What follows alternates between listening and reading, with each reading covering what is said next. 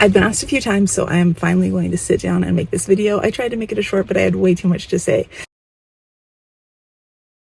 We got a new to us car. We weren't planning on doing this. We were hoping that we had a couple of years left in the Chrysler Town and Country that we had. It was a 2013. When we bought it, it had like 20 to 25,000 miles on it. When it died last month, had 189,000 miles on it. We bought it in 2015, I think. So anyways, we had it for 8 years. In 8 years, we put 160 some thousand miles on it. I used to drive a lot more than I do now, but now everybody takes the bus, and that means I'm not in the car like 6 hours a day driving our kids to their different schools. The main things we wanted for this car was a car that could fit as many people as possible, at least 7, because there's 7 people in our family. And we looked and looked, and cars are so expensive right now. And I found one that was $3,500, and it was a 1994 Suburban. And we went out to look at it. Had a lot of rust on it in Michigan. Because they salt the roads in winter. I think that's the main reason. Cars get rusty. Cars can get rusty really fast. A lot of cars.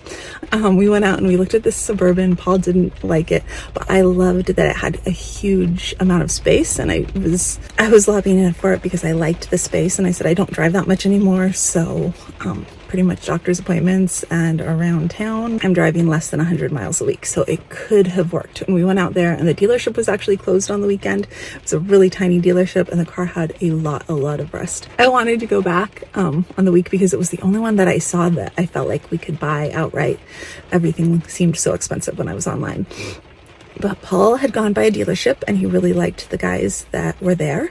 And we went back and we looked around, and when we got to this car, which is a Mercedes GL 450, Paul was like, "Why don't you look at this one?" And I said, "No, we cannot afford that." None of the cars had prices on them. All the prices were online. Anyways, so I looked it up online and I saw how much it was, and it was about half of what I expected it to be.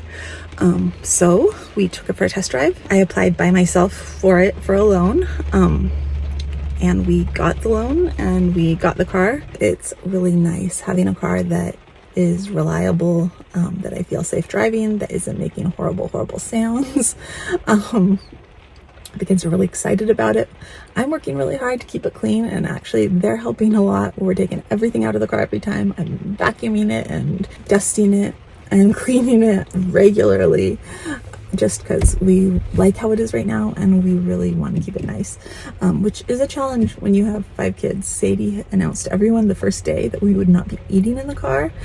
We're still at the point that everyone is really excited to go for drives. I promised Maggie that we're going on a drive today. It has a 25-gallon gas tank, which isn't super fun to fill up, but I am, as I said, driving a lot less, so I'm hoping that will last half a month. It's a week and we're down a quarter, and that was with an orthodontist appointment that's like an hour drive, so I'm pretty excited about that. So yeah, the kids are very excited about the moonroof. Like Paul's excited that it doesn't have a DVD player, so it's kind of like with our old car. Our car 2 cars ago was a 1999 Chrysler Town and Country that didn't have air conditioning for half the time we lived, for the half the time we had it, which was in Florida, driving across the country, including through Arizona during summer. This is really nice for us, and I think because of that. That's the update on the car situation, and I'll see you next time. Bye.